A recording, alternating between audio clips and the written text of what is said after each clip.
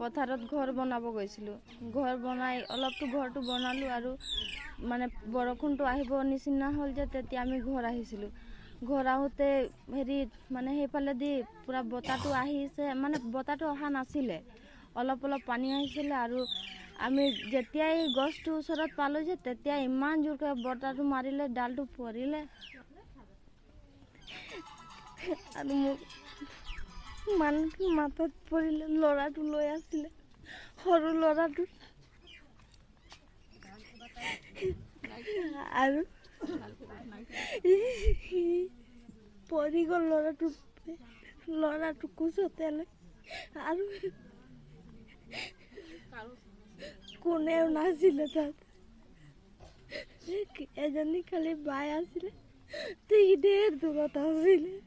মই ল'ৰাটোক তাৰ মাথাটোত গামোচা দি দিলোঁ আৰু মই তাত ফেক্টৰী গ'লোঁ, চিধা অফিচত চিধা মই ক'লোঁ যে বৈ পংকজ ড্ৰাইভাৰ আছিলে, তাকে মই লৈ গ'লোঁ আৰু মোৰ হাজবেণ্ডক মই লৈ আনিলোঁ। হস্পিটেলত নিলোঁ, তো হস্পিটেলত ইমান মাতিলে কোনেও নাহিলে। অলপ দেৰি পিছত বাইদেউ কোম্পাউণ্ডাৰ আছিলে, কোম্পাউণ্ডাৰটো আহি কিনে চালে যে সি ক'লে ভালেই আছে বুলি।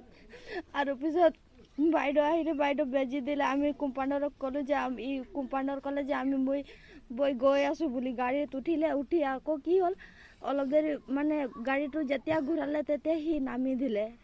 মেডিকেল নিবৰ কাৰণে যেতিয়া ঘূৰালে সি নামি দিলে। নামি কিনে আৰু ক'লে যে মই বেলেগ গাড়ীত গৈছোঁ বল বুলি, আৰু সি নগ'লেই।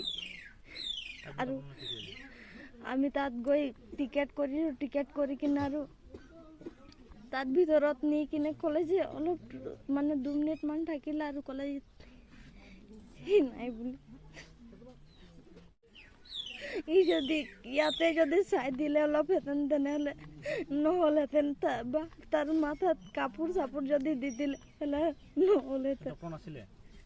ডক্টৰ নাছিলে, খালি কোম্পাউণ্ডাৰ আছিলে। কোম্পাউণ্ডাৰটো ক'লে যে ভালে আছে বুলি। মেডিকেলে একটা কাগজও লিখি নিদিলে।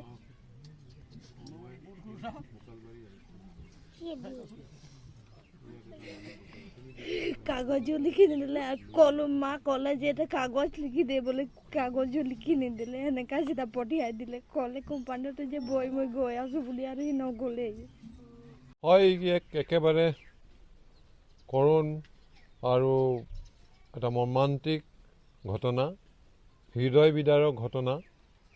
কাৰণ তেওঁ পথাৰৰ পৰা আহি থাকোঁতে এটা প্ৰকাণ্ড গছ তেওঁৰ ওপৰত পৰিল। তেওঁৰ লগতে তেওঁৰ পৰিবাৰো আছিলে, 2টা কেঁচুৱাও আছিলে। কিন্তু তাহাঁতে কোনো মতে কথমপি তেওঁবিলাকে বাচি গ'ল। কিন্তু আমাৰ কৈলাশ তাঁতী যিজনৰ মৃত্যু হ'ল, তেওঁ এই গছৰ চাপত ডাল পৰি পেলাই সেই সময়ত তেওঁৰ মিছেছে তেওঁক হস্পিটেললৈ আনিলে যদিও হস্পিটেলত ডাক্তৰ নাই, নাৰ্ছ নাই, কোনো এটা ব্যৱস্থা নাই। তাৰপিছত তেওঁ আকৌ এম্বুলেঞ্চ লৈ পেলাই গৈ উঠাই আনিলে তেওঁৰ হাজবেণ্ডক। উঠাই অনাৰ পিছত ডিব্ৰুগড় মেডিকেল লৈ গ'ল। মেডিকেল লৈ যাবলৈ তেওঁবিলাকে কোনো ধৰণৰ এটেণ্ডেঞ্চো নিদিলে।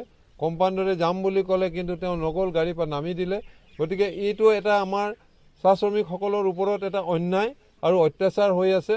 আৰু যেতিয়া চাহ শ্ৰমিকে কাম কৰি থাকে তেতিয়া কোম্পানী ঠিকেই থাকে, কিন্তু যেতিয়া কিবা এটা ঘটনা হৈ যায়, যেতিয়া কিবা এটা আকস্মিক ঘটনা হৈ যায়, তেতিয়া কোম্পানীয়ে কিন্তু কোনো ধৰণৰ দায়িত্ব নলয়। গতিকে আমি এই কোম্পানীক ধিক্কাৰ দিছোঁ। আৰু এই মুকলবাৰী চাহ বাগিচা, যি এটা একেবাৰে পুৰণি চাহ বাগিচা, কিন্তু ইয়াত কোনো ধৰণৰ ব্যৱস্থা নাই, হস্পিটেলৰ ব্যৱস্থা নাই, ডাক্তৰ কোনো ধৰণৰ নিয়ম মানা নাই, কম্পাউণ্ডৰ নাই, নাৰ্ছ নাই, এনেকৈ এই বাগান চলি আছে। গতিকে এনেকৈ চলিবলৈ দিয়া নহ'ব। আৰু এই যিবিলাক গছ, এই গছ যে ৰুইছে, এই গছ কমচে কম এই বহুত পুৰণি গছ। গতিকে এই গছবিলাকক যাতে, ৰাস্তা কিনাৰৰ গছবিলাকক যাতে কৰ্তন কৰিব লাগে, কাটিব লাগে, তাৰ কাৰণে আমি মেনেজমেণ্টক আৰু চৰকাৰক আমি দাবী জনাইছোঁ। আৰু দ্বিতীয়তে, যি মৃতক আমাৰ কৈলাশ তাঁতী, তেওঁক যিহেতু এইটো এটা প্ৰাকৃতিক দুৰ্যোগত তেওঁৰ মৃত্যু হৈছে, আৰু তেওঁ ক'ব নোৱাৰাকৈ হঠাৎ গছ পৰিলে তেওঁৰ ওপৰত, ডাল পৰিলে তেওঁৰ ওপৰত।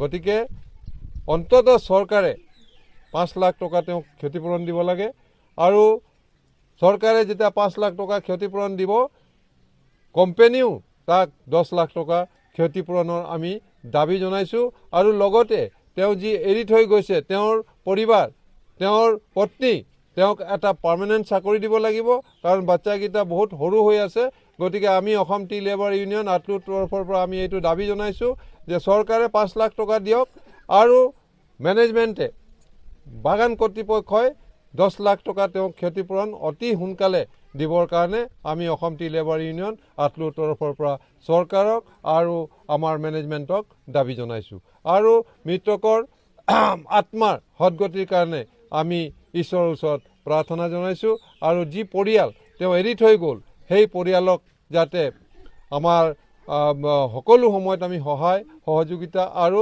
আমাৰ সমবেদনা জ্ঞাপন কৰিছোঁ